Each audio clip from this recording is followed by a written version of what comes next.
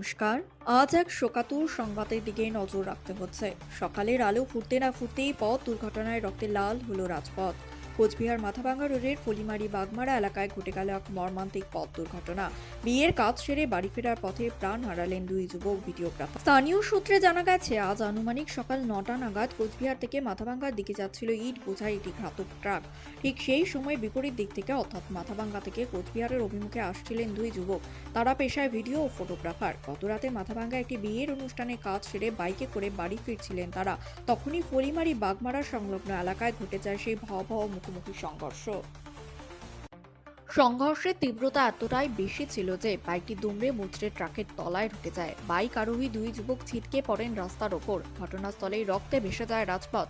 বিকট শব্দ শুনে স্থানীয় বাসিন্দারা দ্রুত ঘটনাস্থলে ছুটে আসেন। তারাই উদ্ধার কাজে হাত লাগান এবং পুলিশে খবর দেন। দুর্ভাগ্যজনকভাবে ঘটনাস্থলেই এক যুবকের মৃত্যু হয়েছে বলে জানা যায়। ঘটনার পরপরই ঘাতক ট্রাকটির চালক গাড়ি ছেড়ে চম্পট দেয়। খবর পেয়ে দ্রুত ঘটনাস্থলে পৌঁছয় পুলিশ। তারা দুর্ঘটনাগ্রস্ত বাইক এবং ট্রাকটিতে আটক করেছে। যান চলাচল স্বাভাবিক করতে পুলিশ পরিস্থিতি নিয়ন্ত্রণে আনে এবং ঘটনার প্রকৃত কারণ জানতে ইতিমধ্যেই তদন্ত শুরু করেছে। আনন্দমুখর বিয়ের কাজ সেরে ফেরার পথে এই অকাল মৃত্যুতে এলাকায় শোকের ছায়া নেমে এসেছে। একদিকে যখন বিয়ে বাড়ির আনন্দঘন মুহূর্ত ক্যামেরাবন্দি করেছিলেন তারা, ঠিক সেই কাজ সেরেই বাড়ি ফেরার পথে এমন মর্মান্তিক পরিণতি এলাকাবাসী স্তম্ভিত। প্রশাসনের কাছে এলাকাবাসীর দাবি, ওই সড়কে আরও কড়া নজরদারি ও গতি নিয়ন্ত্রণের ব্যবস্থা করা হোক, যাতে ভবিষ্যতে এই ধরনের দুর্ঘটনা এড়ানো যায়। ক্যামেরার পেছনে দুই তরুণ আজ চিরতরে হারিয়ে গেলেন।